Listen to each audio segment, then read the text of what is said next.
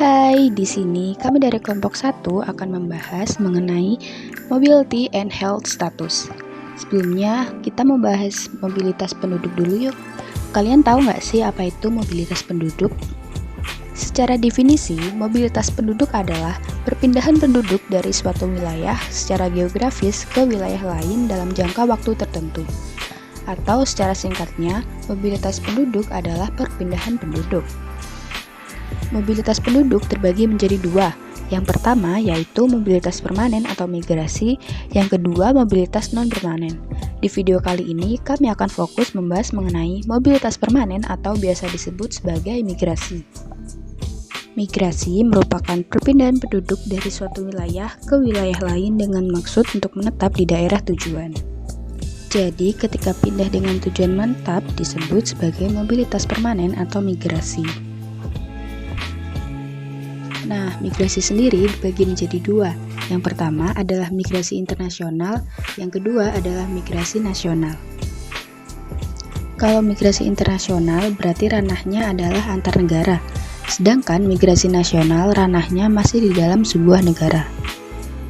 Nah, migrasi internasional sendiri dibagi menjadi tiga, yaitu emigrasi, imigrasi, dan remigrasi. Apa itu emigrasi? Emigrasi adalah keluarnya penduduk dari suatu negara menuju ke negara lain dengan tujuan untuk menetap atau bermukim di negara yang dituju tersebut. Jadi, tujuannya tinggal tapi beda negara. Nah, statusnya emigrasi adalah keluar. Contohnya ketika kita sebagai orang Indonesia dan pergi ke negara lain dengan tujuan menetap, maka statusnya dianggap sebagai emigran, karena emigran adalah sebutan orang yang melakukan emigrasi. Tapi bagi daerah tujuan, kita disebut sebagai imigran atau imigrasi. Apa itu imigrasi? Imigrasi adalah masuknya penduduk ke suatu negara yang berasal dari negara lain dengan tujuan untuk menetap di negara yang didatangi. Contohnya seperti tadi dari Indonesia, kita pindah ke Australia. Nah, bagi negara Indonesia, kita disebut sebagai emigran atau emigrasi. Sedangkan bagi negara Australia atau negara tujuan, kita disebut sebagai imigran atau imigrasi. Yang ketiga adalah remigrasi. Re artinya kembali. Yap, jadi remigrasi adalah perpindahan penduduk untuk kembali lagi ke tempat asal atau tanah air. Contohnya seperti tadi kita pergi ke Australia dengan tujuan menetap, kemudian kembali lagi ke Indonesia untuk menetap, itu disebut sebagai remigrasi. Selanjutnya ada migrasi nasional. Jika tadi migrasi internasional skalanya adalah luar negeri, maka migrasi nasional skalanya adalah dalam negeri. Ada 3 macam migrasi nasional. Yang pertama ada transmigrasi, urbanisasi, dan ruralisasi. Transmigrasi adalah perpindahan penduduk dari daerah yang padat penduduk menuju ke daerah yang lebih jarang penduduknya dalam satu wilayah negara. Jadi, transmigrasi ini semacam program dari pemerintah untuk melakukan pemerataan penduduk dan tidak berpusat pada satu wilayah saja. Yang kedua ada urbanisasi. Kalau urbanisasi kita semua pasti sudah sangat familiar ya, yaitu perpindahan penduduk dari desa ke kota. Biasanya memiliki tujuan yang bermacam-macam, salah satunya yaitu untuk bekerja. Kemudian ada ruralisasi. Ruralisasi adalah kebalikan dari urbanisasi. Kalau urbanisasi dari desa ke kota, maka ruralisasi adalah perpindahan penduduk dari kota ke desa. Selanjutnya adalah faktor penyebab migrasi.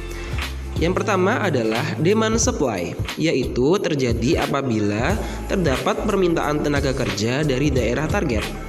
Yang kedua adalah supply push, yaitu terjadi ketika pekerja meninggalkan daerah asal mereka karena mereka tidak akan lagi mungkin dapat mendapatkan pekerjaan di sana. Yang terakhir yaitu yang ketiga, faktor network, yaitu faktor yang dapat memberikan informasi kepada migran ketika mereka memutuskan apakah akan melakukan migrasi. Selanjutnya, kita akan memasuki dampak positif dan dampak negatif terjadinya migrasi. Pertama, kita akan membahas dampak positif dalam migrasi, yaitu meningkatkan perekonomian masyarakat. Yang kedua, memenuhi angka kebutuhan tenaga kerja pada suatu daerah. Yang ketiga, peningkatan pembangunan antara wilayah akan semakin merata. Yang terakhir, persebaran penduduk semakin merata. Selanjutnya adalah dampak negatif terjadinya migrasi. Yang pertama, meningkatnya jumlah pengangguran. Yang kedua, penghambatan dalam pembangunan. Yang ketiga, meningkatnya angka kriminalitas.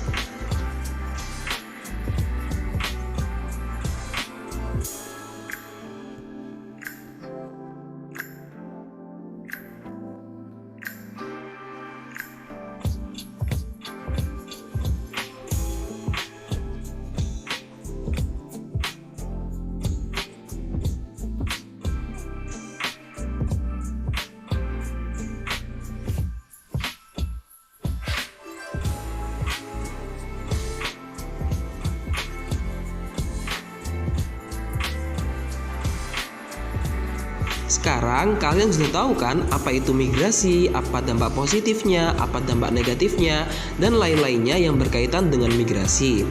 Kami rasa sudah cukup untuk pembahasan migrasi pada pertemuan kali ini. Terima kasih banyak atas perhatiannya. Wassalamualaikum warahmatullahi wabarakatuh.